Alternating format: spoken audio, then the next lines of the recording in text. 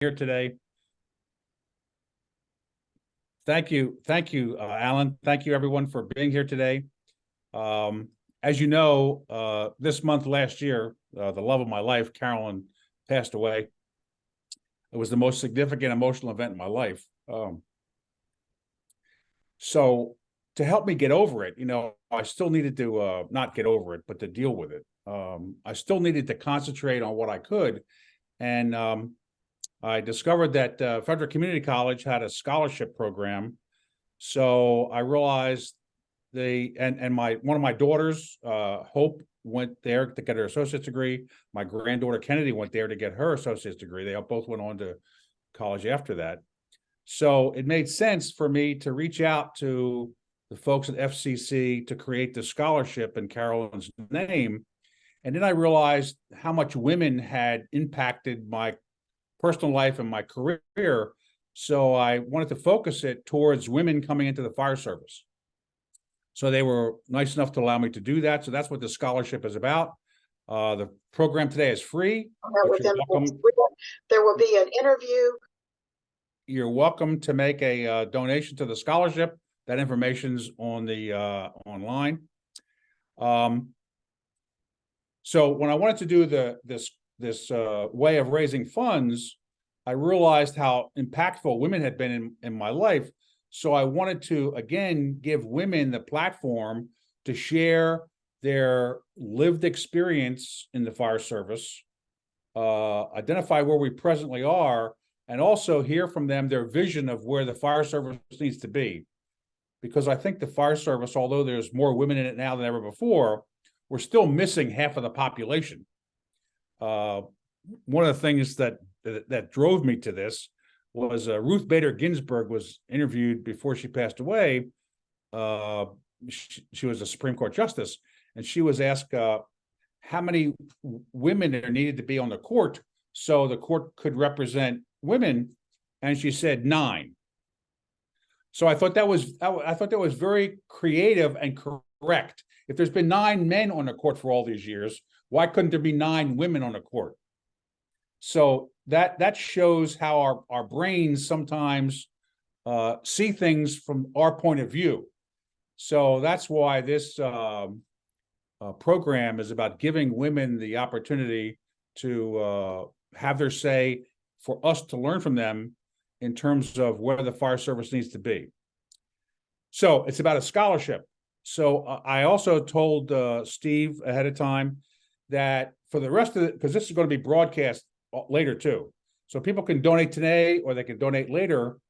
And for all the donations donated between now and December 31st, I will match that amount out of my own pocket, up to $1,000. I'm not rich, but I can, hopefully that'll get more people to want to give, and then I will match that fund up to $1,000. So we can get that, and that'll be from now to the rest of the year, whatever people put in, and the foundation will let me know. Lastly, as a way, since I thought of this, and these 5 wonderful women have helped me put this together when I reached out to them, because these women have shaped my life. They've been around me in the fire service forever, and I'm so grateful for them. But that's my lens. So what I'm dropping on these 5 women right now is that next year I'm asking you to identify your replacement. So each one of you will say, I want this person to go on this program next year. And in a year after that, that person will then decide. So that way we can have a system in place that's sure to perpetuate this notion of women sharing their experience and their wisdom and their vision for the future. So thank you all very much. I appreciate that. I'm going to ask Kathy Francis now, who's the director of the organization doing this for us, if she'd like to say a few words and then introduce our moderator. Kathy? Good afternoon, everyone, and thank you for joining us today as we prepare the next generation in the fire service. And Dr. Clark, a special thank you to you for your efforts to move us forward not only within the fire profession, but with females in the fire profession as well. We appreciate your generosity with the scholarship, and we are just absolutely delighted to host that with FCC Foundation and to continue to work to advance everything forward. So thank you very much. We appreciate it, and welcome to all of you. And our moderator today, I'm going to need you to help me with that. I apologize. Do we have a moderator identified? Yes, I'm sorry. I didn't mean to drop that on you, Kathy. It's Dr. Kristen Wheldon. She's the founder and president of the Fire Service Psychological Association, and she'll be directing the panel and letting each of them introduce themselves. But to start us off, Dr. Wheldon, are you ready to go? Thank you, Dr. Wheldon. Thank you, Dr. Clark, for that save. All right, I'm ready. So, yeah, so long story short, before we get started, I'm not a firefighter, I'm a psychologist. Just to throw that out there. And I want to mention that just because the lens that I see things through in the fire service is different than having that specific experience. But I'm hoping that education and experience as a woman and as a professional in this industry will give me the opportunity to ask the questions that we want to capture. So thank you for giving me this opportunity. I'm really excited to be here and to be in the company of all of you fine people here. So so our panel today is a really unique and interesting collection of women leaders in the fire service who have been basically trailblazing for way longer than maybe even I've been around. So let's start with, we have Donna Clark, or what am I saying? Donna Clark. Donna Black, we have Lindsay Judah, we have Debbie Fairall, we have Rhoda Kerr. And two of these women have actually been the presidents of the International Association of Fire Chiefs. So that's kind of amazing. And I want them all to give you a little background about who they are, why they got into the fire service, so that we can frame some of these other questions that we have for our vision for the future. So if you wouldn't mind introducing yourself, Donna Black. I apologize, I'm a little scrambled, but yeah. No problem. So I think you called me old and eclectic and all that too, but that's okay. No, no, I'm messing with you. Thank you, everyone. Thanks for the opportunity to be here. And Carolyn was one of my instructors when I went through EFO when I was a baby chief. So it's an honor to be able to be here in her memory. I had fun with her. I remember her well, and that was a very long time ago when I took EFO. So thank you, Burton, for the opportunity. Thank you. So my name is Donna Black. I am the chief of Duck Fire Department on the Outer Banks of North Carolina. It's a small combination department on a barrier island off the coast of North Carolina. And when I joined here, I joined as a volunteer. It was all volunteer. And then I was hired, and I was the only career position. And so now we're a combination with 24/7 staffing, 365 plus volunteers. So interesting journey. And that's what's going to be, I think, interesting in this call with all the women on this call, is we come from very different backgrounds to get into the fire service, right? So there is no one way. You're going to know that just knowing the folks I'm sitting with. So, I came up, as soon as I saw my first fire, I knew I had found my calling and went on my journey to get all my certs and everything. I also look for guidance, and I look through guidance through taking the EFO program and through joining International Association of Fire Chiefs, especially through VCAS. So that those two things are what really took me on my journey to have the most incredible highlight last year, serving as president after Rhoda broke the ceiling. Thank you. And yeah, so my journey is different than others. That's why I think this conversation is going to be awesome, because there is no one way, and we're all going to come at it a little differently. So thank you for the opportunity. Thank you. All right, so Lindsay, Rhoda, tell us about you, how you got here, and yeah, what has been your experience up until this point? Sure. So I never had the privilege to meet Carolyn, but I heard a lot about her. I started working with Dr. Clark throughout my dissertation process, and that was around 2019 that we became connected, and he was a committee member on my dissertation. And my route to the fire service, I was a teenager, and my mom decided that I needed a hobby other than just hanging out at the house. And she found a tear-off advertisement for St. Petersburg Fire Rescue for an Explorer program. And that's actually how I got into the fire service. I began attending the Explorer program. And then I did a scholarship.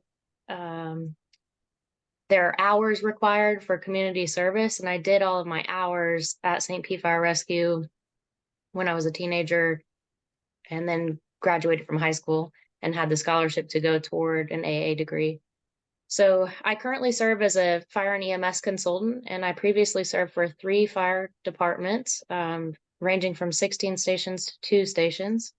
And I lastly served as a district chief here in Pinellas County. And I also serve as an adjunct professor for a couple of universities. Amazing, amazing. All right, thank you so much for being here. Rhoda May, can you tell us about you and your experience and that glass ceiling?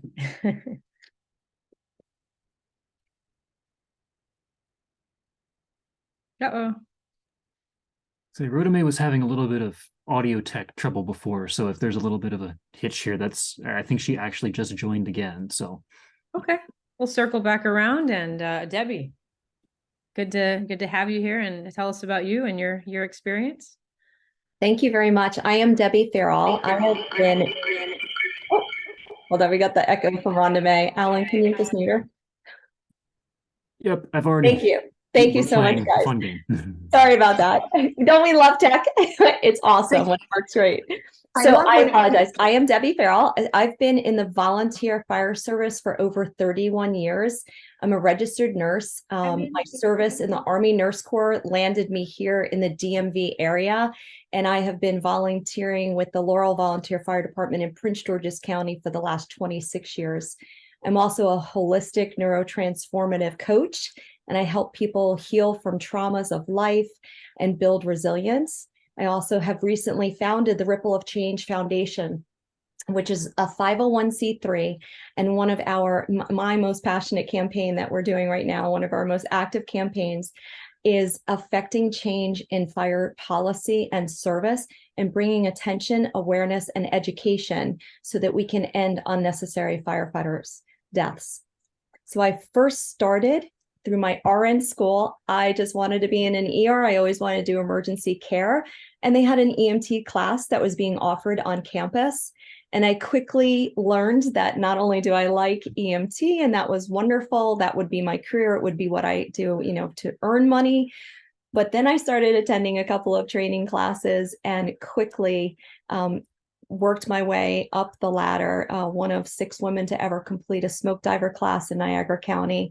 And I was bit by the fire bug, huge passion for it, for the people who dedicate their lives to serving other. And it's just been in my heart and will always be. Thank you. Thank you. That's a wonderful journey. All right. So, Rhoda May, are you here with us? I am. You hearing me and seeing me, right? Yes, ma'am. We Okay, perfect. All right, I had technical difficulty, so I will apologize for that to start with. But I managed to trick the computer into letting me get into Zoom. So I just retired after almost 40 years in the fire service, and 20 of those was as the fire chief. And I started my career, I am a 4th generation firefighter, but I didn't really have that bug or that knowledge to want to be a firefighter until I met a guy that was in the fire service, and I was still teaching school. I was a phys ed teacher, and I thought, you know what, I can do this. And I just decided that that's what was going to be my next step. I was kind of bored with teaching anyway. And I went and got my EMT, I got my firefighter certification, and then I started applying for those jobs. And The challenge is just getting a job as a firefighter as a woman was huge. And eventually I got hired, and I got hired by the department I wanted to be with, which was Fort Lauderdale. And I worked my way up through that organization in 20 years, and then left that organization as the fire chief, as the deputy fire chief there, and went to Little Rock, Arkansas, where I got to be their fire chief. And I stayed there for 5 years, and then ended up next in Austin, Texas.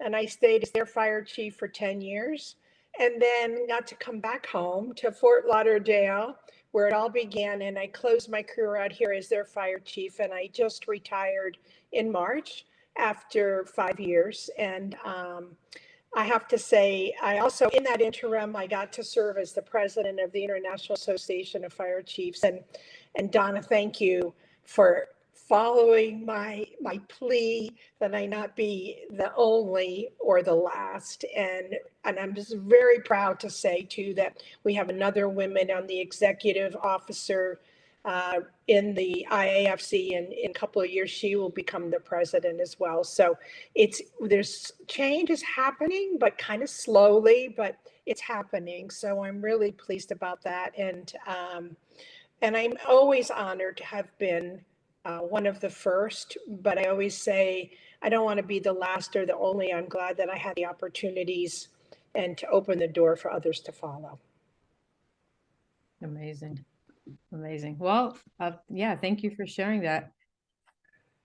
Wonderful journey. So one of the questions that I wanted to open up to you guys is about fire service leadership. And what are the ways in your perspective that fire service leaders can contribute to the professional development of women within the ranks? And I was thinking we can start with Debbie. What are your thoughts on that? I think there's multiple ways. Everything begins with strong leadership. I have had many experiences where I've been dismissed or cut down at the knees, and it was the failure of leadership to step up and actually make comments and to address it. A particular situation, we're doing a training, somebody asked a question, and there were some lesser experienced people who were there and myself, and they hesitated giving an answer, were searching their minds. So I stepped in and I started more discussion, gave an answer. And this person stepped forward and put their fist in my face and said, "I wasn't asking you. You're not a real firefighter anyway." And the officer was so shocked by this behavior, they didn't even know what to do. And this person probably stands good 18 inches taller than me. Those two firefighters came back to the station later. And, I just stood silent, right? What do? We freeze or, fight, flight, freeze. So I froze, and I'm thinking, this is my own brother. I'd risk my life for you. I've known you over 20 years and you're doing this to me. And could still hear the emotion come up a little bit, but the lack of the leadership stepping in at that moment. They did later call them into the office, and actually I think that person led it, and they said they were so sorry, they didn't mean to behave like that. Not much was really said to me. So that leader came to me and said, "Hey, this person has, they've apologized, they feel a little weird approaching you, they don't know what to say, they don't know what to do." And I said, "They need to go talk to the new rookies. They need to talk to the newer guys." And the one guy turned around that day and said, "This is not the kind of company I want to be a part of." And walked away, and I haven't seen him since. Wow. The other person said, "You know what? I don't want to be a part of that either. I'm just going to stand clear of that person, but I'm going to make sure it doesn't happen again." That to me is leadership. Stepping up, being the change that you want to see. My fight wasn't with that person. They're hurting. I don't know what caused that reaction. We all bring things to interactions. This is your wheelhouse of expertise that, I don't know what the threat was I provided in that moment, giving that answer. But the truth is, Dr. Wheldon, and the sad fact, that is one of many instances that I can count And many of them had similar outcomes where other people did not step up and they simply turned their back to it.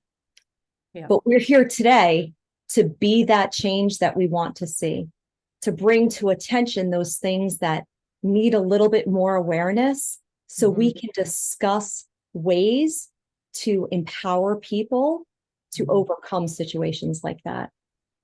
Absolutely, absolutely. And you bring up a really important concept there, you know, and in all relationships, in all cultures that are going through changes, you know, there are ruptures. And it sounds like when there was the rupture, the leadership, at least in what you described, didn't know how to handle it. And I would say, you know, part of our jobs as leaders is to have those conversations before those situations come up so people know exactly what it is that they're supposed to do. And it sounds, you know, in what you've described that there was some attempt to rupture that repair. But if it continued to happen in a lot of different ways, you know, the culture, for whatever reason, you know, hadn't evolved to really support you know, the women in that particular agency. So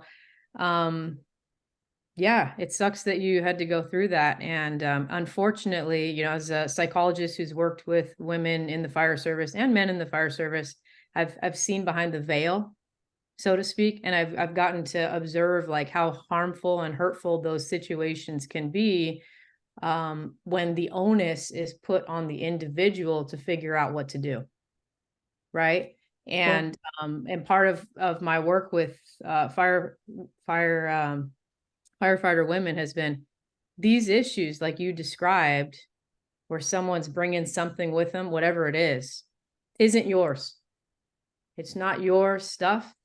So how do we create a space where it's like, hey, if you have an issue, that's yours. What is mine? I'm not going to put mine on you, but I'm not going to tolerate you putting yours on me. And creating a level of accountability that bad behavior is not the job of the person who's being impacted to correct, but rather the organization to correct bad behavior and set expectations of what should be happening going forward. So, yeah, definitely. Yeah, absolutely. Those are great words of wisdom.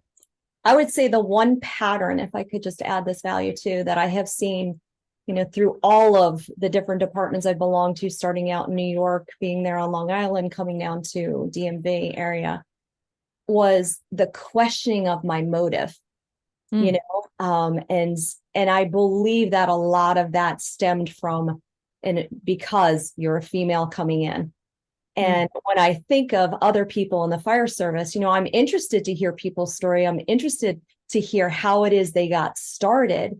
But for instance, when my first fire department was one that served my college campus, and the wives of the firefighters started this little phone call tree of there's this college student, she's going to try and steal our husbands and sleep with all of them. And I'm like, you have got to be kidding me. I was the second female member. The first one lasted 3 weeks and they ran her out. Yeah. So when I had heard that they ran that other person out, and I knew what my true motive was for being there, to learn about this, to serve the community, I just stood my ground. And I had to be resolute in what my motives were and my commitment to add value and to service others. Yeah. Thank you. Absolutely. Absolutely. And, you know, you mentioned, oh, go ahead. Rhoda May. Yes. Yeah. So I was going to jump in on a couple of things. One, I've been watching the chat. And I think one of the things that I was going to say when you asked about leaders, what can we do to help with the professional development of women in the fire service? I mean, first of all, I was going to say is to build and cultivate allies. And allies, not just meaning other women, but people like Robert Avsak, who just chimed in about psychological safety is the elephant in the room, especially for women. And he is truly an advocate and a supporter of women in the fire service. And so we have to cultivate more of those people, and not just the people, like you can't put it on the Black people in the organization. You can't put it on the women in the organization.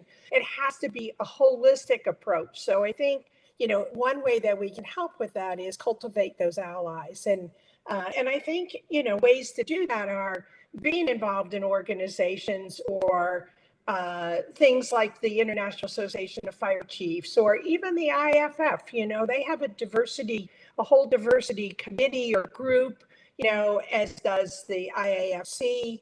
And then I saw another chat that was posted, and people that know me know that this is one of my soapbox issues, is language and words and how much they mean to everybody. And somebody posted on the chat, in Maryland, they still use the term the firemen. For example, the Maryland State Firemen's Association.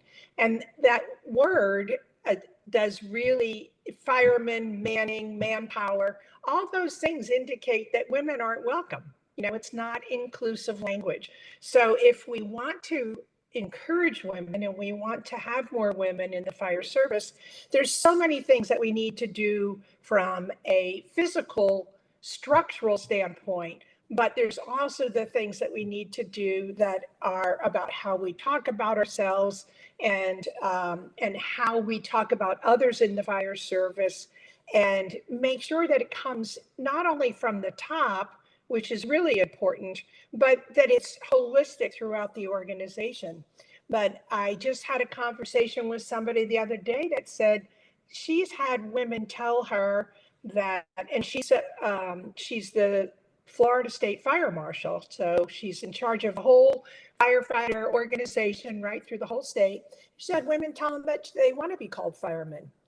And my reaction to that is, first of all, the men really aren't firemen. Firemen were the people that used to shovel the coal into the train engine to make it go down the tracks. So, if that's what they say they are, then they're really not a fireman. They're a firefighter. They really fight fire, right? And so, I think that both those things are really important. And I saw somebody else chimed in and said, oh my God, yes, I originally had to join the Ladies Auxiliary. So we really do need to make sure that we are moving forward and we are building those allies, and somebody else mentioned hiring the people that we want to see. Yeah. And it's really what we have to do is, how do we change, and how do we recruit, how do we hire people that think more holistically and are more inclusive in their actions and their words, because those are so important. So I'll stop there. I'll get off my soapbox. Those are excellent points. You guys, wonderful. Donna, what are your thoughts? Lindsay, what do you guys think about what they're sharing? Have you? Yeah, so I'll go off Rhoda May right now with about who we hire, right? So as humans, we are complicated, right? So I'll give an example that's not even fire related.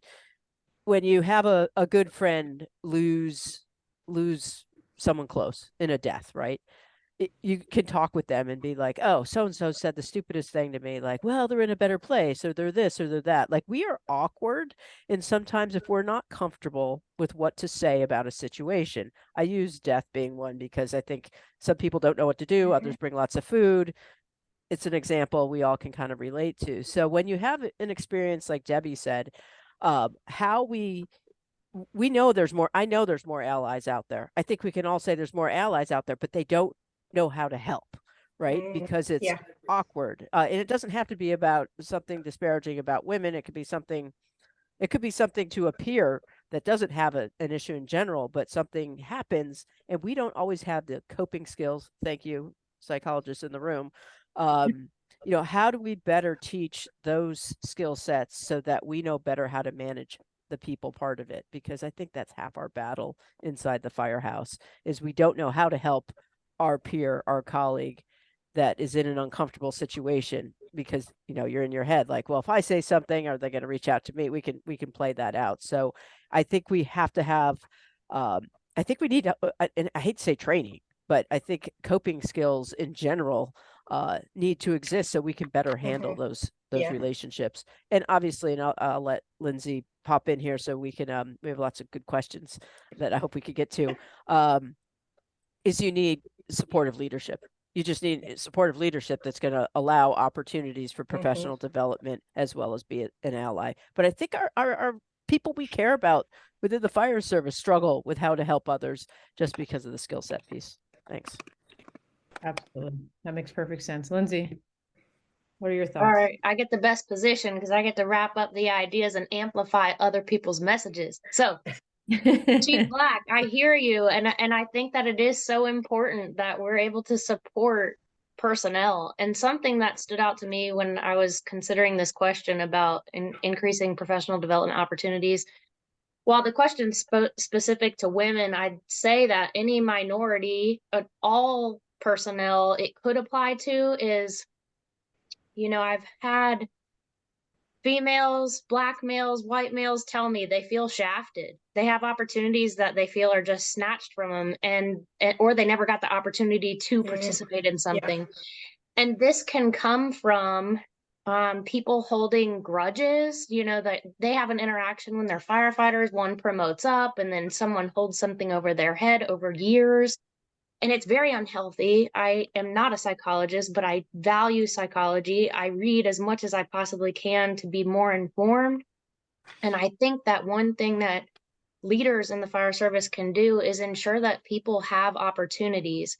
You know, if someone wants to be on the Women in Fire Advisory Board, if someone wants to attend the National Fire Academy, if someone wants to participate on a committee to support the national level endeavors that the fire service has, a lot of these opportunities require a fire chief to sign off on them.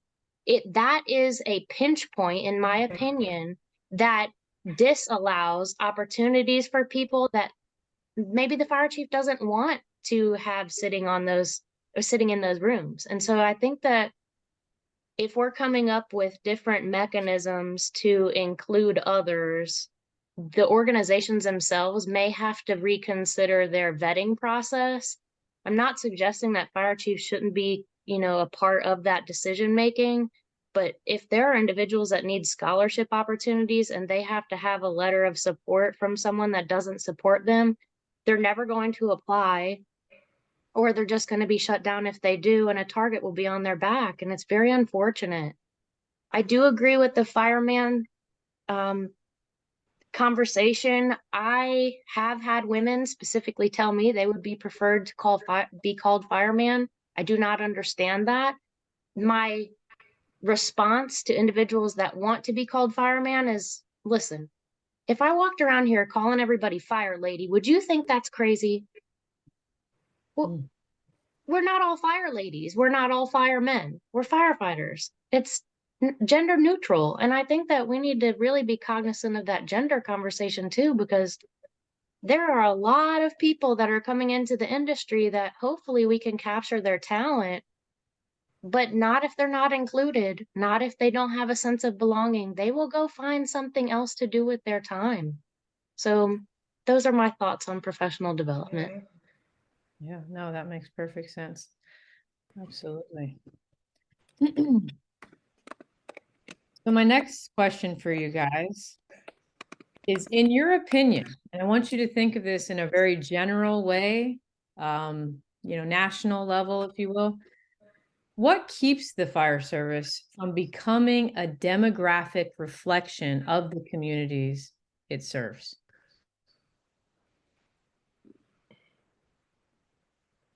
Because I mean, look, we've got what, half of the population is women.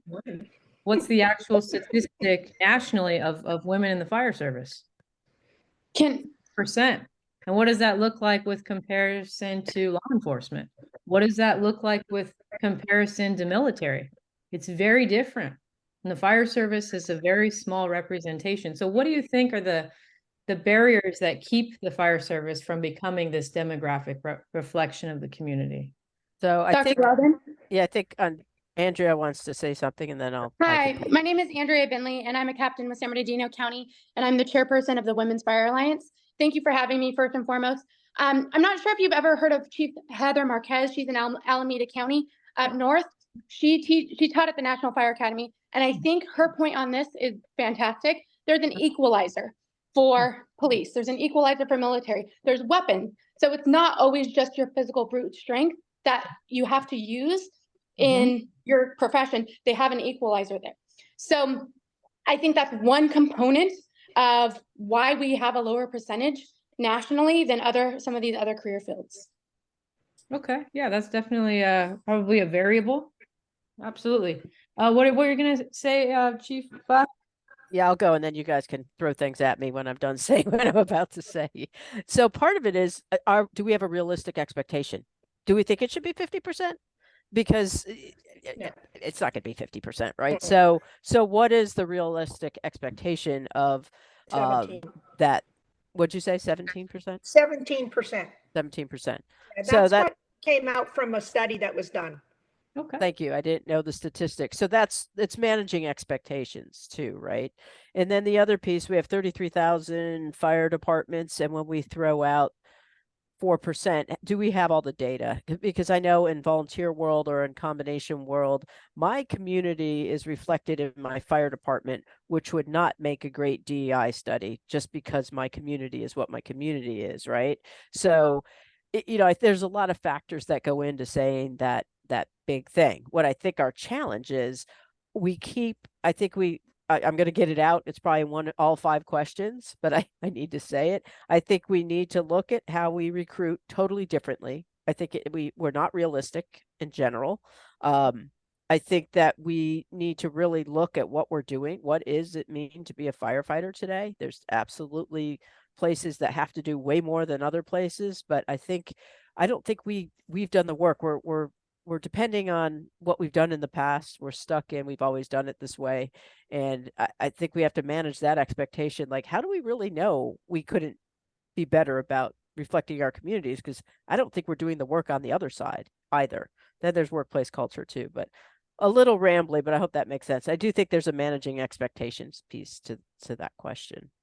I'll be quiet. You can poke holes now. No, that's an excellent perspective. Absolutely. Very good. Yeah, so I think Rhoda I'd be happy to chat. Oh yeah, go for it. So I agree, Chief Black, managing expectations is certainly important.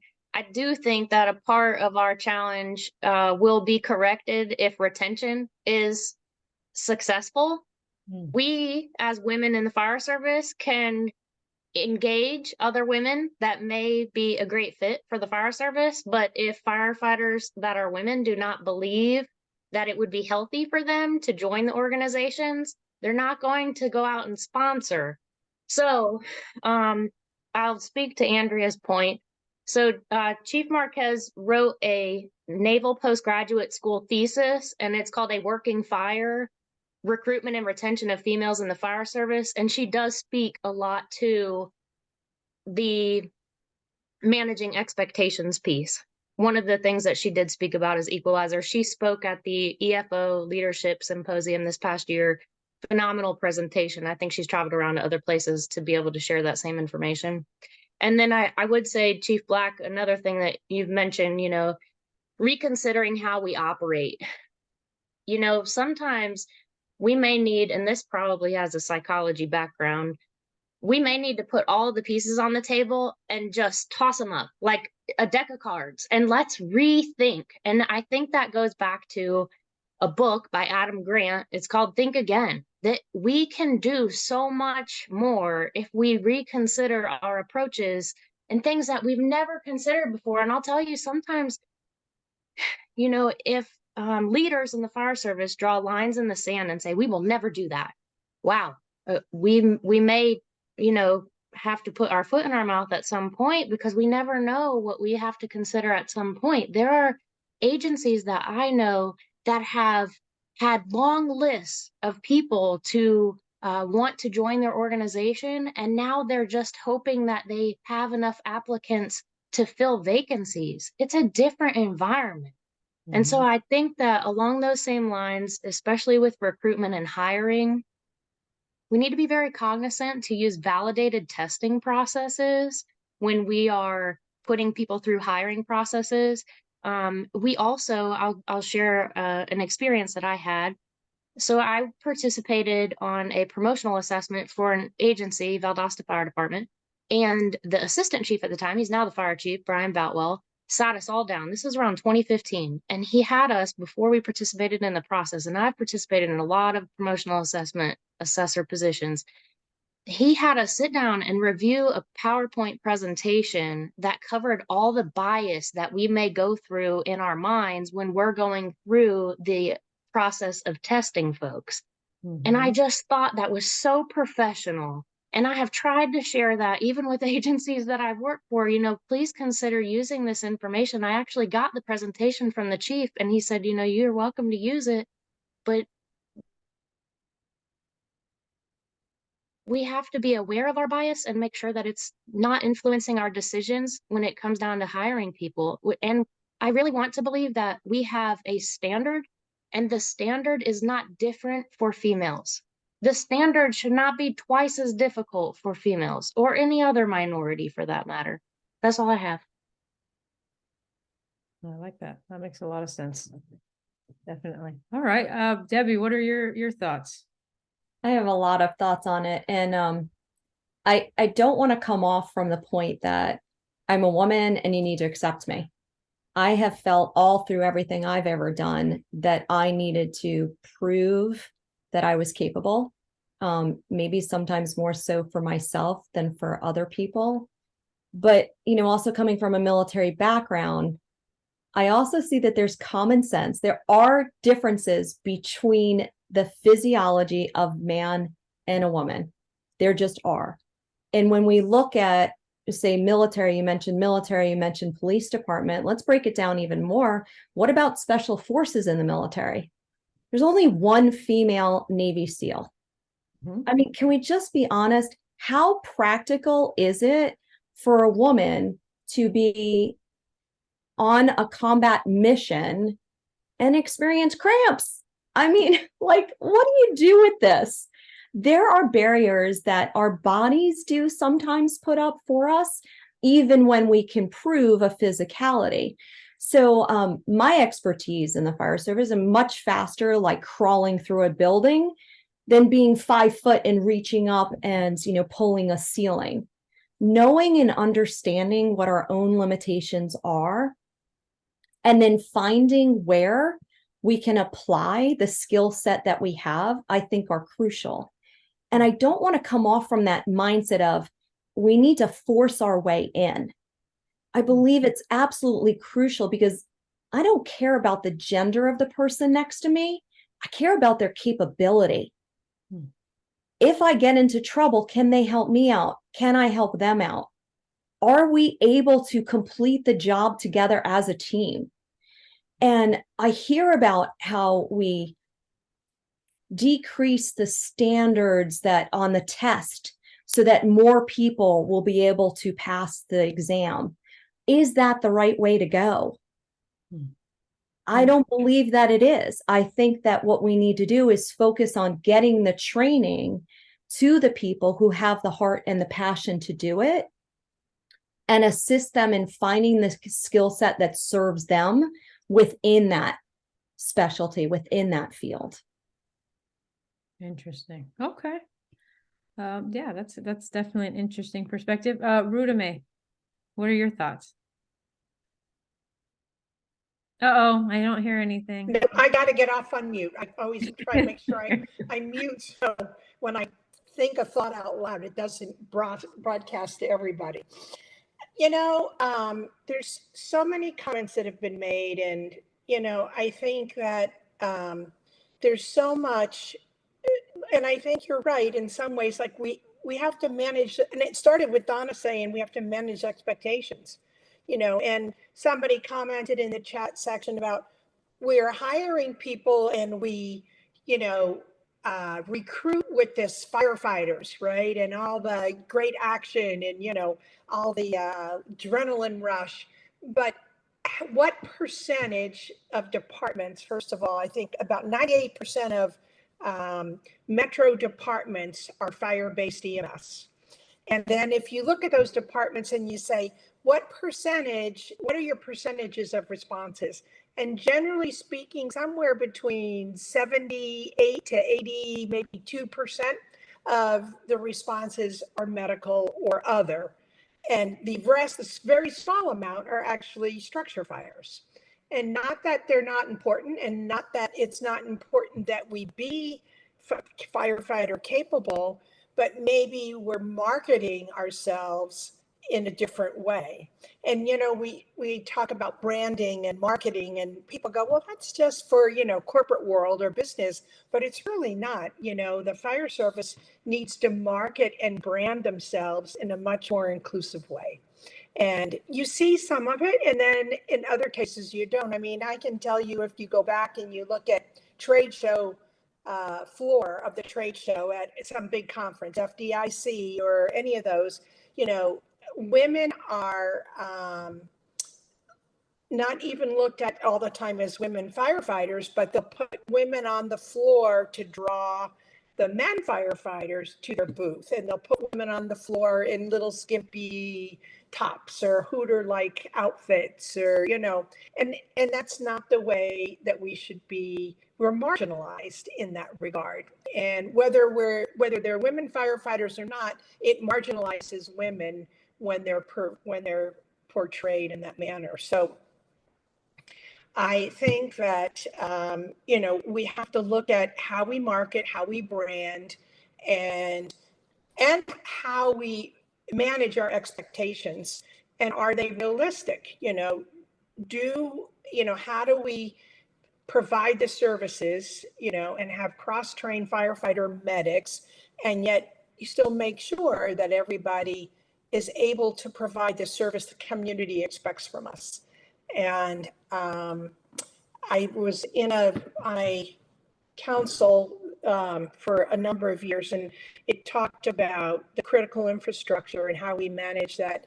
And the general manager of the Bonneville Dam, the electric project on the Bonneville Dam, talked about how hard it is for him to keep positions filled when the expectation and the requirements are so great that people can't hardly meet them, and yet they're not necessarily the requirements that they need. So in other words, they might have that you have to have a bachelor's degree in information technology or something close to that field, when maybe the person might have an associate's degree, but they're a brilliant coder. But they can't hire them because they don't meet that basic requirement. And maybe that's some of the things that we in the fire service need to look at is if we say, well, you have to have your paramedic license. Well, there's a lot of numbers that may be things that are barriers to that person having their paramedic license. And maybe we have to say, well, you need to have your firefighter EMT. And then within a number of years, we're going to work with you. We're going to provide you the training. We're going to get you to become that paramedic. And then we improve not only our hiring class, but it helps improve our diversity. So there's so many little things, I think that we can do. And we just have to be willing to accept that change. And we know how much the fire service loves change. So, it's going to be a fight. But I think, we have to talk about it, and we have to be willing to have those conversations. And then one other thing I wanted to mention, I think it was Donna that talked about, people need to be willing to step up and say, that's not right, this is wrong. And, there's a great saying from Dr. Martin Luther King, and he said, our lives begin to end the day we are silent about things that matter. So all of us have to be willing to stand up. And there's a way to do it, you don't have to be in somebody's face, create conflict, but we do need to stand up and make comments or find a way to change the things that are wrong. Can I pop in real quick with what Rhoda said? Because she's spot on. And you said like national campaign and branding, which just makes my heart melt. But, I think you look at what Dr. Lori's doing with the new nearest putting in the new system for reporting reporting incidents, we need to look more risk-based, right? So there needs to be, we have to agree on the, let's toss it all up and agree on what is like the basic firefighter level training everybody needs, but then you need to start look at your communities, right? Because I can tell you right now in Duck, North Carolina, I talked about this last week, what Duck, North Carolina needs might be very different from where Rhoda May came from, or where Debbie is, or where Lindsay came from in St. Pete. Like, we need to be, there's a lot more opportunity out there, and I think capability for others, we've lumped it into one big, everyone's got to be this thing that we have created, and we got to manage that expectation. But you're spot on around the national campaign piece, to be realistic. Interesting. Something that you guys all kind of, oh, go ahead. Sorry, one thing, I agree with both Donna and Rhonda May. One thing that we've done with our department, our agency is one of the larger agencies in California, and we're very competitive in the area. Like, we're all scrambling for people, as most departments are right now. I did recruitment the last year, and I got our numbers up 494% for applicants. And we did that in a couple of different ways. We congruently opened what our needs are for the area, firefighter medic, and then firefighter paramedic trainee. So the department is changing those things, like Donna said, based off of the needs and what's available to us. So EMTs are available. We don't need a fire academy. We train them ourselves. We're ALA accredited. So some of those things come into play so we can market and cast that wide net. With that wide net, diversity also came up across the board. So those things did help us. We did try different things for marketing campaigns as well. It wasn't international, but we got out there as much as we could. One other thing, though, through the Women's Fire Alliance that we also encourage women to do is to look at policies that are going to affect them and departments that are going to support them. I'm not going to tell a sister to go to an agency that doesn't have a pregnancy policy, that doesn't have a lactation policy, that doesn't have female uniforms or turnouts, when there's an agency next door that does. So if we can capture some of those things when we're trying to recruit for different demographics and increase the numbers of women, let's make sure that we're directing them to the agencies that are going to support them. Absolutely. That makes a lot of sense. You guys kind of bring up like really important, I think, concepts related to standards. And I remember I was tasked with helping develop the new EFO curriculum, particularly in organizational development. And I remember while I was sitting in the room, I had asked the different fire chiefs, I said, hey, what's your standard for hire? And then they rattle it off. What's your standard for hire? Rattle it off. And literally, we went around the room, literally, and they all had a different standard. So I said, so you don't have a standard. It's made up. And they said, you're right. I said, so we talk about the standard and women meeting the standard or people meeting the standard, but what if the standard itself is based on the ideas that people have had about what it means to be a firefighter over the years, without room for, like you guys are talking about, the evolution of the discipline itself? I mean, technology is coming in and automating things to where you may not need to go in exactly the same way, or you might be, like you said, most of your calls are EMS. So as the discipline evolves, are we not evolving that standard of hire to reflect the needs of the community, but also what it actually means to do that job? And one of the big takeaways, I think, from that conversation in the classroom is they were talking about one of the physical requirements. And they said, if we could just change certain ways of carrying the weight that actually look like how you carry the weight in the field, instead of in the CPAT or whatever, no one carries weight like that. And I'm like, well, yeah, I mean, you got to look at what you're doing, what the standard is, and constantly be evolving that. Because who knows, one day, maybe it's a drone, right, that comes in and does all that work. Now you didn't need that person to do all that physicality, at least not the same way. I don't know. But you guys bring up some really important things about marketing, branding, what it is that you do, but also the standard itself. Is it arbitrary or is it business necessity? So excellent conversation. So that probably means I think what you were saying, I'm thinking about like the CPAT, for example, and it was based upon, a job task analysis and to be job related, skills that are done anyway. So, but the things may have changed as well. And I think maybe we need to look at, do we need to redo the CPAT, relook at it, and what should it look like today as opposed to what it is? At least in reality, it is job task based. At least it's not like do 10 or 15 pull-ups in a minute, and you try to say, well, I remember asking this instructor when I was just beginning the fire service, so why do you do pull-ups? Well, you never know, you might fall off the edge of the roof and you'd have to pull yourself back up, and this is a 20-year veteran, you little cocky guy, and I said, oh, really? And I said, how many times have you fallen off the edge of the roof in your career?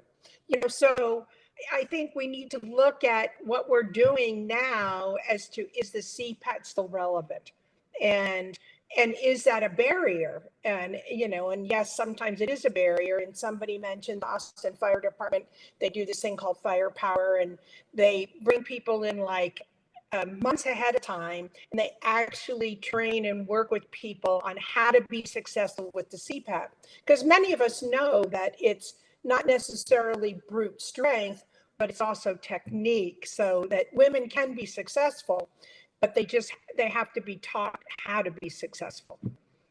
That's my thoughts on that. Absolutely. And, Andrea, when you brought up that point about the pregnancy policy and things like that, I've actually had women that I've run into, teaching in different ways. And I remember one time I was pregnant and a woman came up to me. She says, I've always wanted to have a kid, but I just didn't feel like I could do that and have this job. And I told her, we got to talk, and I said, your job is part of your life. If you feel like you're giving something up to have a more full life that you want, that's a huge cost that you're paying with your life, right? So anyways, she was the first female in that department to have a child, and they created a pregnancy policy for her. And I was just thinking to myself, coming from the outside in, right, from a psychologist working in the fire service, I look at it from a completely different lens. And my takeaway is there are these barriers that you guys have obviously managed to work through. But for someone like me, if you said, hey, have kids or have a job, and I wanted kids, I would say, sorry, man, that no job's worth me giving up what I want for my life.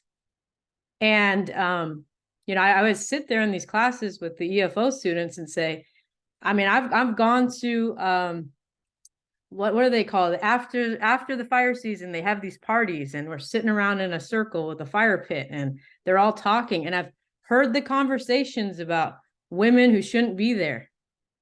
And I'm a woman. And I'm like, dude, listening to this conversation is a deterrent for someone like me from the outside coming in to go, is that something I want to sign myself up for? No.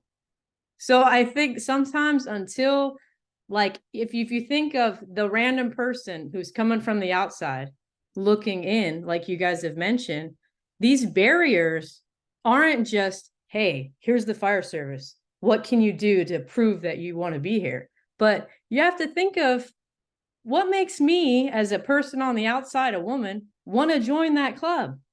And I think Andrea, hit it on the head. If you're making me choose, I probably won't. I don't want to choose that. Why would I? The men aren't having to choose. They have like 5 kids or whatever, I'm thinking of certain ones. So you guys bring up some really important things, that these barriers aren't just barrier into the job, but a barrier to attracting and maintaining the interest of the people coming into it as women. So there's a lot of variables that you guys mentioned that I think are spot on. Dr. Wheldon, or they get hired and they overcome those barriers and they decide they want to have kids, and then they don't return after they have kids. So there's a retention component as well too. One more level of a barrier to overcome. Yeah. And I've sat there as a therapist on the other side of the veil and listened to those conversations about how hard it is to not be there. And, you know, the kids like, where's my mom? And just weird stuff. So yeah, I get it. It makes perfect sense. And it's a continuation of a barrier throughout their career, even if they do say, and I think it's Andrea, right, is her name? She's right. Like, you know, women will join and then they decide to have this family and they kind of get home and they go, I'm not sure I want to go back, you know, because there's nowhere for me to be able to be a great firefighter and to be a great mom. And then that continues throughout their career. I just wrote a recommendation of a nomination for one of my deputy fire chiefs for Fire Executive Officer of the Year for the countywide, right, or statewide. And part of that, in the introduction, I put, you know, I think sometimes people don't realize that it's much harder for women than it is for the men, because these women are not only trying to put their lives into their careers, but they're also having children and raising families. And that's they just don't get to do what the guys get to do. Is like, well, you know, my wife takes care of all that. You know, all I have to do is worry about what I do at work. You know, instead of the women in the fire service sometimes have to worry about both those things, manage both of those aspects, their home life and their professional life and their work life. So it's even more hard for women, you know, to get those accolades and to get those awards and to be, I mean, I think it's probably part of it too, like to be the president of the IAFC. You know, I don't have children, and at that time I wasn't married. I'm still not anymore, but you know, I mean, so I was able to do that. But you know, who knows what it's like or will be like for the women coming up that we want to encourage and to take our seats. Absolutely. Absolutely. So you gotta think of that, like, yeah, you know, yeah. Excellent. Excellent. So number 3, I think we've kind of hit on some of this, but you know, what are the biases that hinder women from joining and excelling in the fire service? And when I use this word bias, I think of it like this, you know, we have a prejudgment, which is, oh, woman means this, right? Bias is about leaning. Do we lean towards? Do we lean away from? And then discrimination is action that people take based on those biases, right? And biases can be conscious or unconscious. So when we talk about biases that hinder women from joining or excelling, I want you to share with me what you think are some of those leanings that, you know, that might be a challenge to overcome.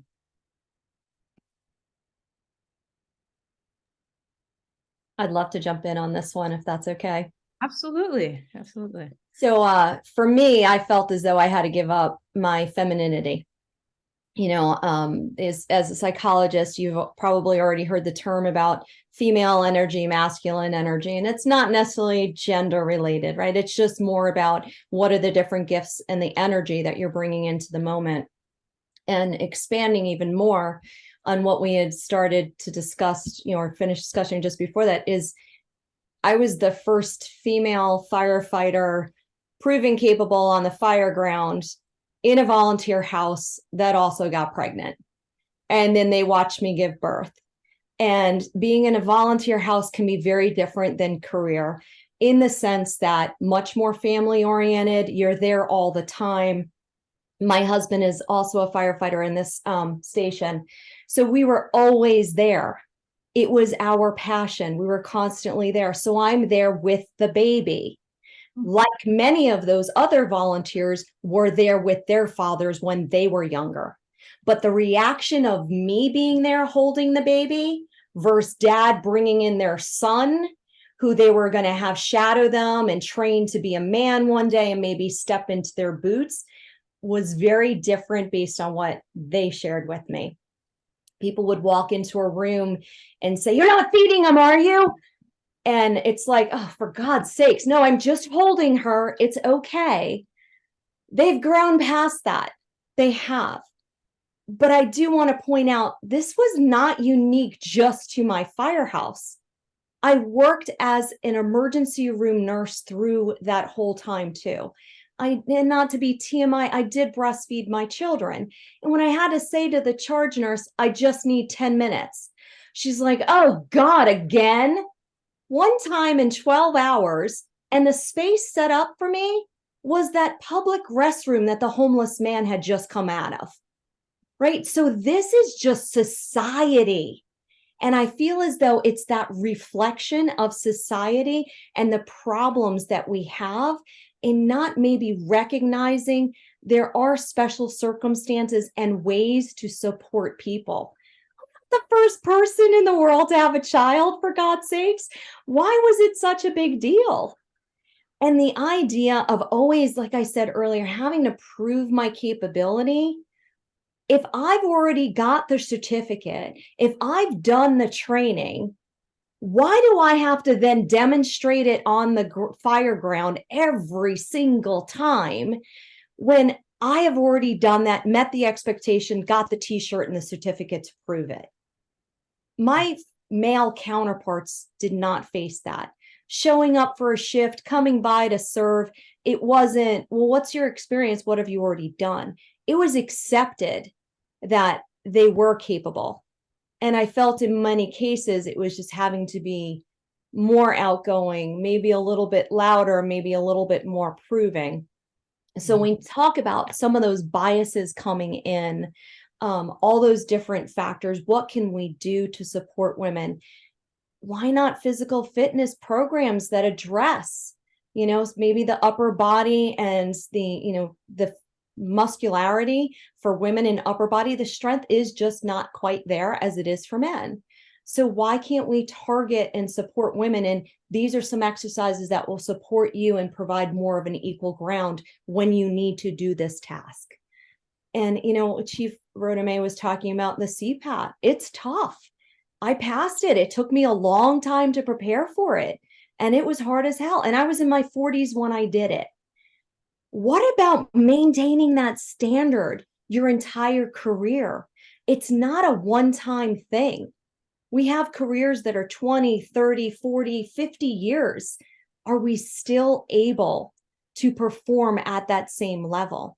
So for me, it's the answering that question of what can we build, what systems can we put in place to continue to support that passion and grow and develop people so we are always able to answer that call, meet the expectations, and come home safely.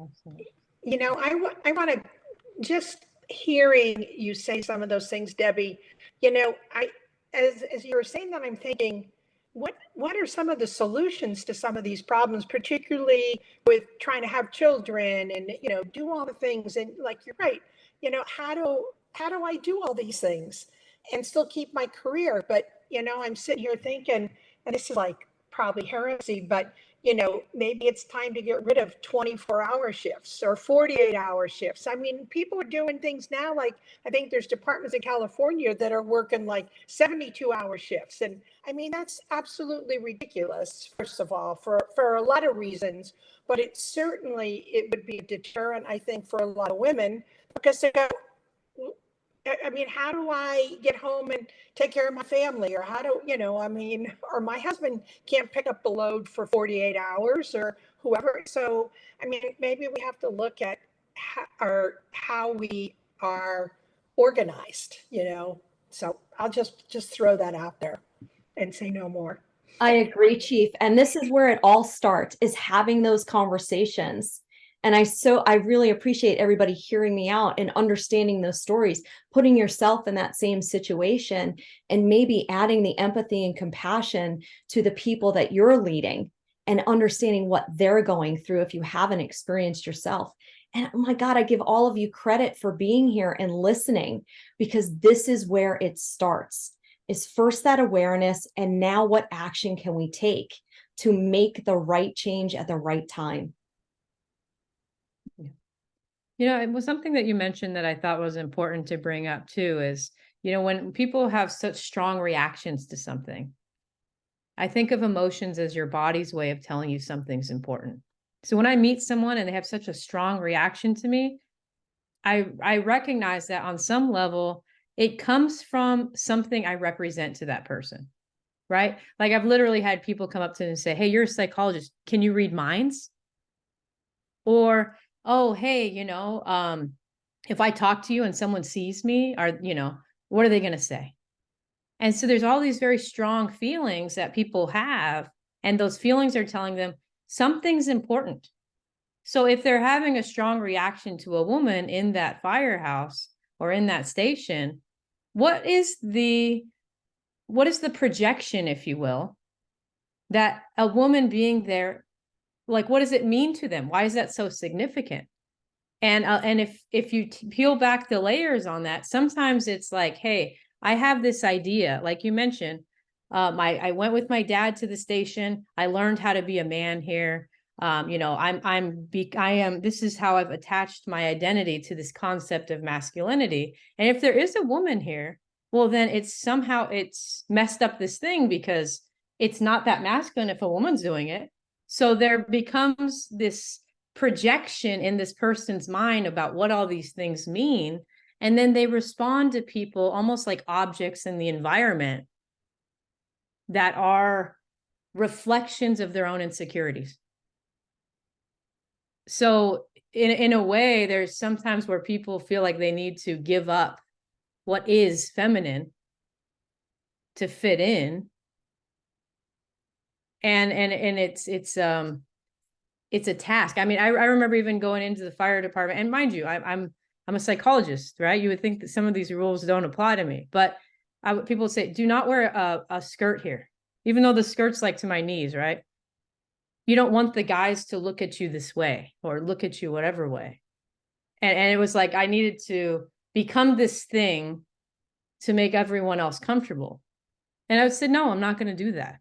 Or I'd come in and they'd say, how many girls do we have here? And I would say, what are you talking about? How many girls?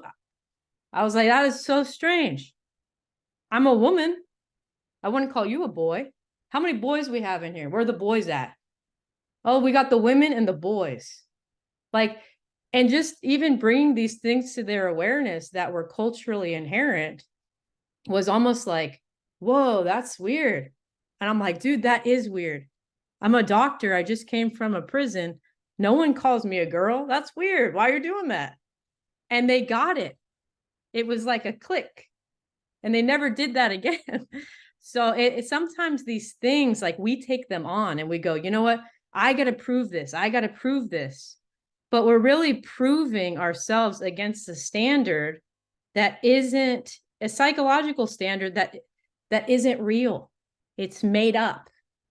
It's a made up idea. You need to be this way if you're a firefighter. I'm not talking about the physical stuff, but the concept. If we can't adjust the concept, we can't evolve. You can be a mother who breastfeeds, who fights a fire. And that can occur at the same time. It doesn't need to be in conflict. But it seems like people a lot of times become so psychologically, what's the word I'm looking for? Compartmentalized, that they cannot bleed these concepts together. And I think part of the education process is to go, these things, these are not either ors, these are ands. You know, and I went to the National Fire Academy, and this was in the last 5 years. I was breastfeeding and I was pumping in the bathroom. A woman comes in, are you like a cow? I said, no, I'm like a woman. Women are mammals. Mammals feed their babies with milk. It turns out cows do that too. And you drink cow's milk, they all come from the same place. Boo-boos, all right? That's what so anyways. Okay, so moving forward. Number 4. Yeah, the fourth question I have for you guys is, in your opinion, what recruitment and retention strategies are most effective at fostering the development of a female workplace in the fire service? And I know you guys hit on some of these already, but I'd like to revisit that. If I can. Yeah, go for it. Okay, so a couple things that we started doing. We created a women's committee. It's called DREAM, Diversity, Recruitment, Equity, and Mentorship. So when we have a woman that applies with us, I'm a background investigator too, we'll sync them up with one of the other women, because any guy can go to any station and find a mentor anywhere, right? So we don't have that opportunity for women. So getting them a female mentor that's on the floor that can help guide them whether they're going to go do station visits or text or have questions about the process. That's one thing that we were doing. Two, getting those policies in place has been a big component for us to actually market that way. So when I'm going to fire academies and there's 2 women there, I can actually sell ourselves in a good way to market them on something that we have that other agencies don't. Another one that we started was a girls empowerment camp. We had our second one this year. I had about 48 girls, ages 12 and up. I don't cap the age because I use it as a recruitment tool as well. And I have female firefighters from a lot of different agencies and from the Women's Fire Alliance. And we teach all different components. They're cutting with mini saws, mini stills. They're doing a lot of different things. They're doing rappelling. I do have our male counterparts there as well, because I want them to see that we have male advocates and that it's not going to be an isolated department where this is a fictional fantasy land where it's all women. I want them to see the camaraderie and have them get a realistic taste of what it's like. So a lot of those things, that one's going to be like a seed planter. Some of these girls are young, but if they can see us do it, you guys have heard the phrase, they have to see it to believe it to become it. So when they see us do it, then they get their hands on stuff and they get excited and they plant that seed. Then they might want to do explorers. Then they might want to go take an EMT class. So we're just trying to let them know that it's a viable option for them. And we're not only doing that for women, but with our marketing on social media, but with other minorities too, as a plan for our social media team, just to highlight different individuals and different demographics as well. Lower income communities, we have people that came from there. So other people know that it's a viable option for them. Great. That's very, very interesting and very progressive for sure. I got a chat box question looking for Lindsay to share some of her experiences with the youth and leadership program as well. Who did that come from? I don't see that question. Oh, I know. It was a direct message. Oh, I'm not excuse seeing me. it either. I'm like, I'm missing something. All right. Okay, what Okay, was well, in that the case, Lindsay, go question? for it. Basically, yeah, just what has been your experience with youth and leadership experiences that yeah. I had an opportunity when I worked for the Tallahassee Fire Department. I was assigned to the EMS and training division, and we had Bring Your Kid to Work Day, which I think is very effective for sharing insight as to maybe like Andrea mentioned, you know, getting the kids' hands on the tools, getting to rappel down a wall. I mean, these things are memories that they can recall for many years to come. And then if they haven't really found their way later on in life, they may think back, you know, I think that fire service thing was pretty cool. I might want to do that. We also hosted a girls camp. So I have pictures and it's so neat to me. I'll share a sidebar. One of our female firefighters in Tallahassee was killed in a motorcycle accident. And at her funeral, one of the women who served as a sheriff's deputy there in Tallahassee and Leon County, she spoke at the funeral and she said, just take the picture. I wish that I would have taken more pictures. And so I translate that back to these experiences. And especially in our world now where we have cameras in our pockets all the time, take those pictures because they become memories later. I just had a memory pop up today from 7 years ago. I was at a training exercise for Tallahassee and I'm in my gear and I remember that moment sitting on the wooden bench and waiting to go in when the crews were dispatched. And so I just think there's a lot of opportunity from the training aspect and certainly including the younger generation. I'll share on the bias aspect.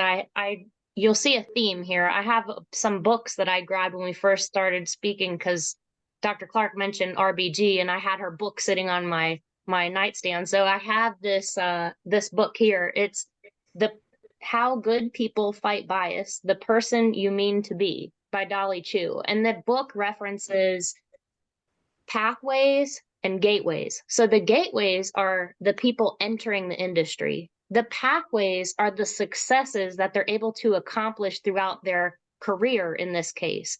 So we have to have the gateways that are successful, and then we have to have pathways for them to succeed, promotional opportunities, not being passed up by friends and family because, you know, we have somewhat of a boys club in some agencies. We have to get away from that because I'll tell you, you know, the chiefs mentioned here on the call about our recruitment and I see this, you know, Kristen, you talk about like, you know, having the ideas blend together and you see it firsthand and it clicks. I can't unsee things that stand out to me. For example, when I look on social media at various agencies and all I see is white men being hired and being promoted, I'm concerned for our ability to contribute to this industry, because that's going to be a next generation that we're missing people. I am so proud when I see agencies posting pictures, Asians, Blacks, Hispanics, women, men, and I'm just thinking, oh my gosh, I want to go give that fire chief a sticker and just be like, keep doing a good job, please, and tell your friends. That's all I have. No, that makes perfect sense. Absolutely. Absolutely. So Okay. I'll chime in on recruitment real quick. I think we have a challenge post-COVID anyway. Recruit anything, right? So now we're adding, let's recruit underserved, underrepresented, under anything, because we can't even get anyone to do anything post-COVID, right? So they're not staying. So even if we get them in, there's not staying long. We all know it.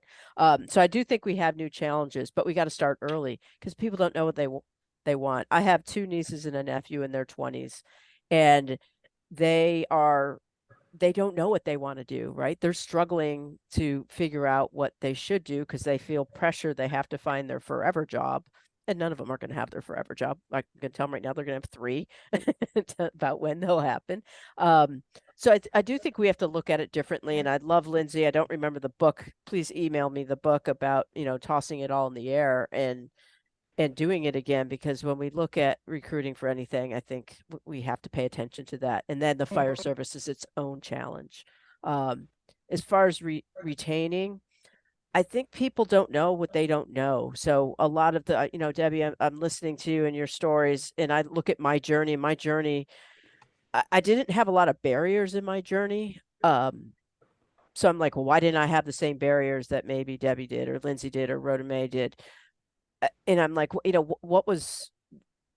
was it different for me? And I think I had the opportunity to be welcomed in as a volunteer, right? So the first barrier was chopped down because they needed volunteers. They didn't care, right? Now there was the old crusty guy with the really short pants who became a very good friend of mine that didn't know what to do with me. He was older and he said, I don't know what to do with you. I'm like, well, we'll figure it out. And, on we went. But I had the opportunity to prove and show after being welcomed, so that when I did flip to a career, not at Duck, it was easier, right? I had to go through a CPAT older, with a ton of young recruits that I don't want to age myself. I could have been mom. They called me Mama Donna. So when I made that flip elsewhere before coming back here, my experience was different, but I got in first, and then I had an opportunity to show what I could do. So a lot of the barriers were down. If we can figure that out in a recruitment strategy, then I think we would have a better, more diverse and inclusive and healthy fire department. Definitely. As you guys are having this conversation, as we're having this conversation, when we think of fire service, we're thinking of EMS, we're thinking of, firefighters. One thing I want to mention too is that, my path into the fire service was a psychologist, and we're having a hard time finding psychologists in the fire service because, like Lindsay mentioned, there is no path. There is no career path. So people will say, well, we need these culturally competent clinicians to either help our organizations or to help us individually. And there really hasn't been the evolution of that discipline. So, we're even thinking when people are going into college, hey, you want to become a psychologist? Let's find you, let's see if we can encourage you to get into the fire service. And some of the feedback I'm getting from the psychology community is, well, do they even want us there? Is there a job for us if we went through school? Would we have a place? Yeah. And so it's interesting because as this discipline is evolving, you're getting AI specialists now, you're getting these people who are drone operators, you're getting all these different professions that are now coming together to fight fire and serve the community. And I think there's more opportunities for women to get involved. But the people who organize these departments, that organize these, national kind of projects and stuff, have to see that these are valuable things that can contribute and create opportunities for those things to evolve as well. So it's interesting just being a woman, having, I was, weird to say, but I was the first female psychologist hired by LA Fire Department.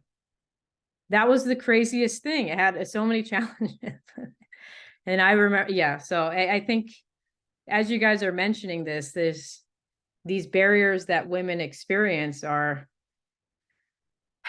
there's the opportunities and there's the barriers, and how do we bring those together? And I think Donna, you kind of, yeah, mentioned that if you can figure out how to get in and be accepted and then demonstrate value, I think that's super important. So our last question that I have for you guys is, if you had a magic wand, and I love this question, all right, because the sky's the limit if you have a magic wand, all right? If you have a magic wand, what is one thing that you would change to make the fire service more healthy, functional, and safe for the next generation?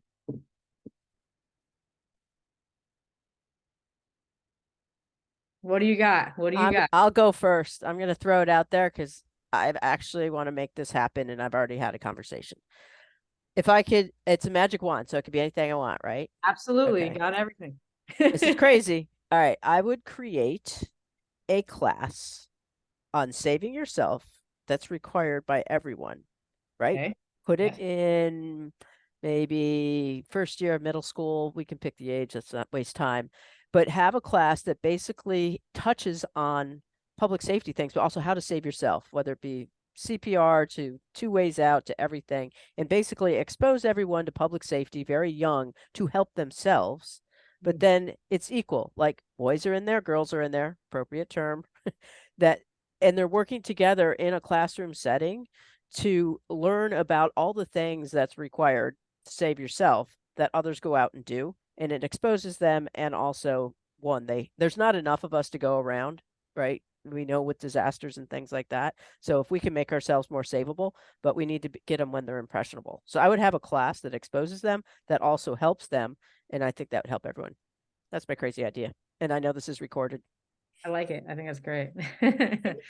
You know what? I don't think it's a crazy idea at all. And I, when I was in Austin, I created a fire foundation, and I was trying to raise money to take our old fire station, because we had to build a new one, and I wanted to take that one and turn it into kind of a fire and life safety museum. And I was basing it upon a friend of mine from Canada that actually was able to do that and did it successfully, and created this fire and life safety museum where every second grade class in that city came through the fire and life safety museum. So, but at the end of like 4 or 5, 6 years, just think of, it's just what Donna said, how many second graders have now had that experience and now been exposed to public safety and how they can save themselves, or what they could do things at home, to make their home safer. So it's an excellent idea. And somebody posted in the chat room that by the time I think young people are 11, they have sort of a formed idea of, who they should be, boys and girls, because they are boys and girls at that age, but what they might become. So it's a terrific idea, and I think it's something that we have to do. And again, it's, if you don't see it, you see it, you can't believe it, and you can't be it. So I think it's just another example of waving that magic wand. But my magic wand, I don't want to take Donna's away from her, would be to make sure that we have more women fire chiefs and leaders in position, so that we can see it and believe it and be it. I like that. We've got some more magic wands. What do you got? Yeah, I'll tap on to Chief Black and Rhoda May, and I think that if you can see her, you can be her. So it's similar terminology there, and it is so important to have representation throughout levels of the organization. including command staff. I don't believe that every fire department needs to have a female fire chief. But if you look at your organization and your command staff as all white males, we may have to do something different to have representation. So I'll end it with just one more book that I think is fantastic, and it aligns with some of what Robert shared and Kristen here. It's The Fearless Organization by Amy Edmondson, and it's an excellent book. And I think that my magic wand is, can we just read more? We don't have to reinvent the wheel. It's all there, often free at the library. If we institute these practices into our organizations, we may be more effective and have better retention, and our people will feel better and go home to their families and feel better, to be a better person in society. So that is my one magic wand. Let's use the library, please. I like that. I like that. These are good wands. I like this. What do you got, Debbie? Thank you. I would say that if I had a magic wand and could only make that one change, I'd work to create a more inclusive and a respectful culture that really valued the diversity. I believe as much as we are different, we are all still the same. You know, for instance, most parents want the best life for their child possible, right? You want to protect them. And I think that we have made a lot of progress, but there's still room for improvement in how women, minorities, and all the underrepresented groups are treated. So I would use my magic wand in order to foster that environment and welcome and be supportive to all the people who wish to serve and protect their community. You know, for me, it's very different in the volunteer service because we just welcome anybody at all who comes, because like Donna Black had said earlier, Chief Black, that we need volunteers. So come on in, it does not matter. So there's not always lots of policies, but the truth is that the firehouse should feel like a second home to all the firefighters, where they should feel safe, heard, and empowered to bring their unique talents and perspectives to helping others. There should be zero tolerance for discrimination, harassment, and any hostility at all towards any groups, you know, and that's not just unique to the fire service. It should be everywhere. All firefighters deserve to feel like they're a valued member of the team. And with more openness, more empathy, and that willingness to learn from each other, to respect the gifts that we all bring, I believe that we can build that trust, that cohesion that helps us to work together seamlessly, you know, when lives are on the line, honestly. But the courage, the integrity, the sacrifice that it takes to run into danger to save others, and the qualities, you know, that they don't know any gender, right? It's that peace inside of you that gives you that passion and the willingness to do it.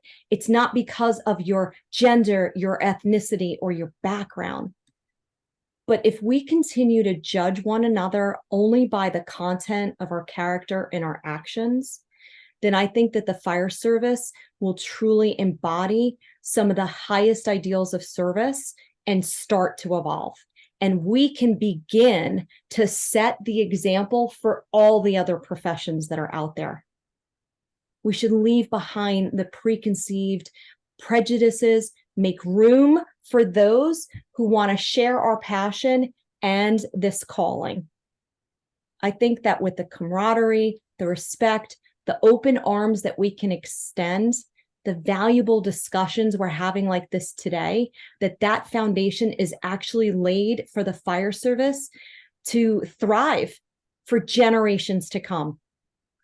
There's no greater magic than transforming culture. That's our ultimate goal with starting these discussions, is to transform the culture through understanding.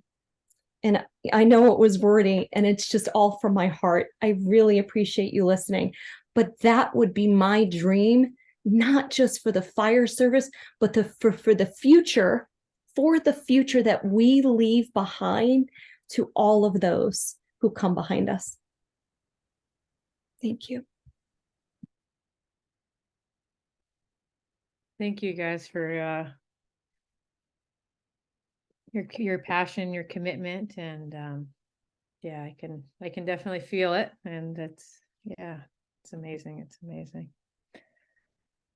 All right, well, we've got about 15 minutes left here, and I want to give you guys the opportunity to reach out to these leaders that have graciously shared their time with us and their vision and their perspective on women in the fire service. And so for all the black boxes out there, feel free to come alive, and let's open it up a little bit. This is Jim Krasinski. Can you hear me okay? Mhm. Hello? Yeah. Yep. I'm a adjunct instructor at the Mid-Atlantic Center for Emergency Management, and I'm a former Coast Guard commanding officer and for 27 years, and then I worked in law enforcement for a number of years. I had many, many women working for me. And yes, when I went in the service early in the 70s, I was driving boats in 20-foot waves. I said, how is a woman going to do this? And then we got this little 5'2" woman, and she proved it to me that she could do it. And I'm a turncoat. I am convinced in women's capabilities 10 times over. Of course, we got Coast Guard helicopter pilots, and you could see all of this happening in my prior service. So, you know, you guys represent the absolute best of public safety. I just so impressed. We're sitting here for the last 2 hours listening to you all. And I'll tell you what, if there's any men listening, if there's any men out there listening right now, caveman leadership belongs to the dinosaurs. Is anybody still performing in that world we all came from in the 60s and 70s? That's got to go to stay in the 60s and 70s. Women have proven themselves 100 times over in my book. Right to the director of the school I work for. I mean, all women deserve their place, and they've in the police department where I still work part time. There's women in there that'll run circles around any male officer. So I'm very proud of each one of you. I'm very happy to take the time today to listen to this. Thank you. Thank you.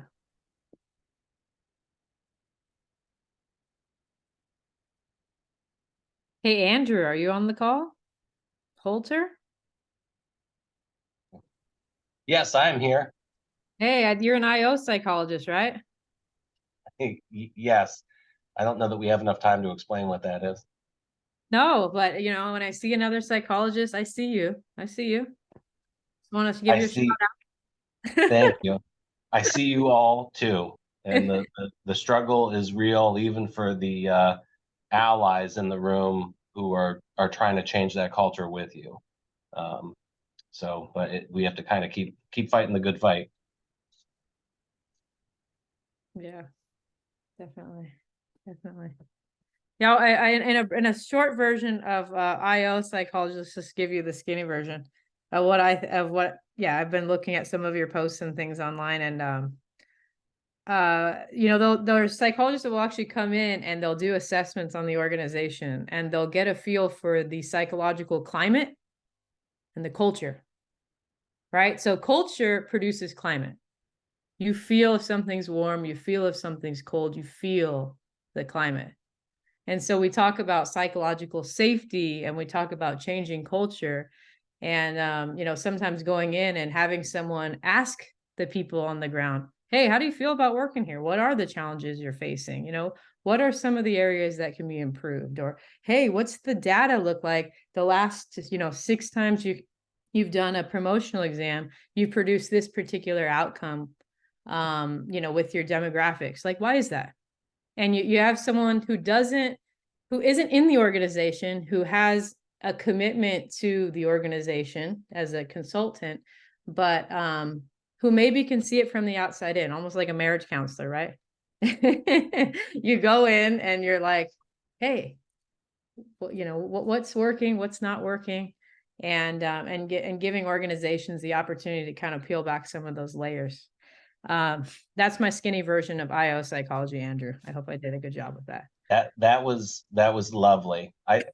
Yeah, that was great. We have a hard time defining ourselves because there's just so many things that we put ourselves into, from the folks that are doing like Python and data analysis to the folks that are out there consulting kind of in the light that you painted it. So it's hard to narrow it down, but yeah, I am more of that organizational marriage therapist counselor. So yes, I fall into that description of it. Yeah, and that's where the magic wand question came from. In the magic in marriage counseling or even regular counseling, right? If you had a magic wand that make it perfect, what would it look like? It is, yeah, and I think we all kind of face the similar challenges. We have information and knowledge and stuff from our perspective in our fields, but it's still trying to get the people to do the thing is the hard part. Sure. Can I jump in there? Because you bring up a really good point, and thank you all for the work you do in that area. I did a talk last week down in Clearwater, and I had this obnoxiously simple picture of a fire elephant with all these icons of all the things. You take your everyday fire chief and all the things that are going through your head that you feel you need to do, and it's a big giant elephant by the time you list them all. How do you eat an elephant one bite at a time, right? But there's that fear of failure, right? Like if you look inward, if someone looks inward as the chief, we'll take Donna. Donna looks inward as the chief about all the things I need to be worried about, from cancer to mental wellness to fleet maintenance. I mean, let's name them all. And then where do you start, and where do you be really honest, right? And this plays into culture too, right? Like there may be many that know there's a problem, and the fear, what is it going to mean to fix it? Like, how do I fix it? One, I don't have the skill set to fix it. Two, well, yeah, he's really not great, but if he doesn't show up, the trucks don't get out. Like there's a whole range of, not saying it's correct, I'm just saying it's reality. So I think it's really tough. Then you insert the work, Kristen, you do, and I forgot your name, Mr. IO. But it's important work, but that's scary, right? That's scary to perhaps the chief going, man, I'm trying to get things straightened out around here. Now, if you're going to tell me, everyone's unhealthy in here and we have a terrible culture, it's tough, right? It's this vicious cycle. Leaders need to get leading and be okay to show some vulnerability to where their areas need to be improved, right? And if they look, maybe they'll find out it's not that bad.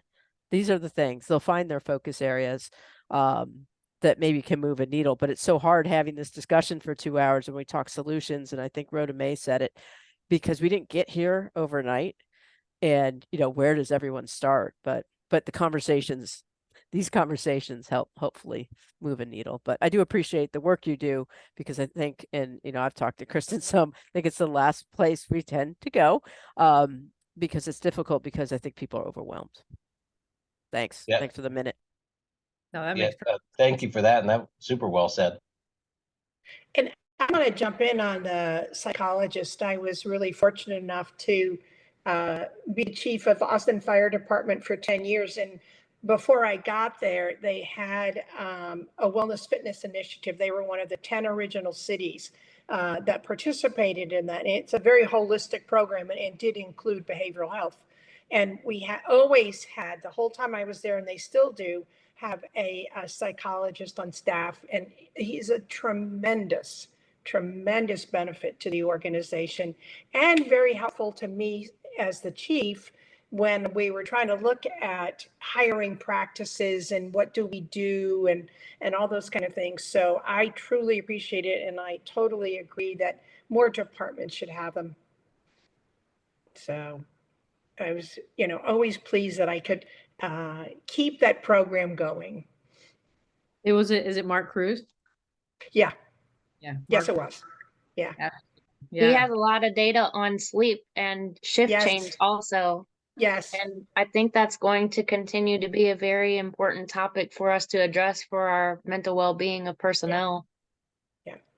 And when you made that comment about sleep and being forced to work so many hours in a row, and I actually put into place both in Austin and then in Fort Lauderdale, like a maximum number of hours somebody can work in a row. And then they have to have a 24-hour break, so you're not allowed to take, work your shift, work for somebody else, and then take an overtime shift. And then, so I didn't allow them to cobble those all together. And what, like is everybody's problem though, is getting people to work. So, at some point we'd mandatory people to work.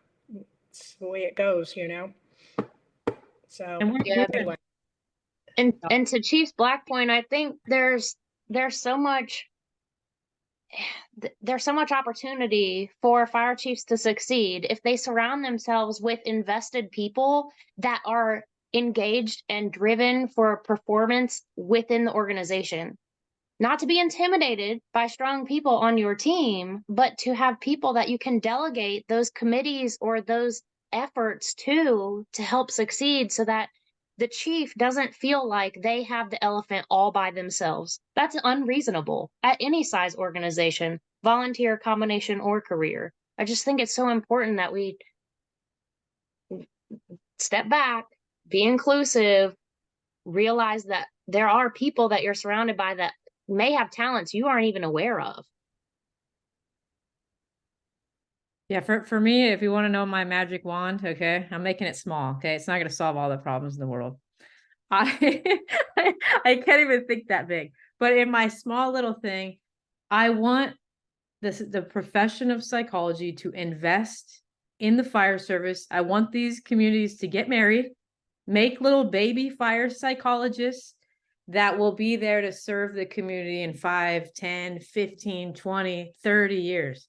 And I'm like, maybe it's like planting seeds. Like we have to go, like Donna was saying, we have to go to the young people and say, hey, when you grow up, if you want to be a psychologist, consider the fire service. You could be part of this team. You could be supporting the community with community risk reduction. You could be teaching, the guy who's calling 911 for his anxiety panic attack. You could be teaching him deep breathing exercises on the side of the apparatus. I mean, I that's my magic wand, and it's just, that's all I got for that. But yeah, no, I think that we've got so much work to do. We've made so much progress. I mean, sitting here in the company of you guys is like kind of amazing to me. All right. Like 10 years ago, I would have never even thought of this. So, God, it's just such an amazing experience, and to be, part of the discipline, to part of the passion, to be, seeing the challenges, but working through them and seeing the opportunities for us to grow and grow together. So I don't want to get all corny, but thank you guys so much for taking your time out to have this conversation and to be here and, to start making those moves and see what we can do going forward. Yeah, where is Dr. Clark? I wanted to also say thank you guys as well. Every single one of you who is here participating, you are the change that you want to see. And you've made that commitment to gain more awareness and to see how it is that you can foster that. And, the truth is that if women weren't accepted in the fire service, I wouldn't even be sitting here. It's just a few individuals that I would like to believe that still might be causing some of those issues. But there's also a lot of individuals who are being the first person to step up and nominate somebody to be an officer or to take them under their wing and to mentor them. And for those individuals, I thank you from the bottom of my heart. And I encourage you to continue to stay true to your own values and empower people even further. Thank you all so much for listening to everything. As many bad stories as there are good ones too. And I hope that you know that. Definitely. And Dr. Clark, I think it would only be right and appropriate if the last few minutes you could close us up and send us on our way. Thank you all very much. As you can see over my shoulder, that's a picture of Carolyn and I. So she's been watching the whole time, and I think she'd be happy. So we had 50 years together in the fire service, and it was wonderful. And this is just, another chapter, and I have great hopes for our future. And this little effort can just make it better for everybody. And I'm just so grateful to Frederick Community College, the Emergency Management Center, and all you wonderful ladies that participated and have been part of my career and journey. I'm just so blessed. And thank you all very much.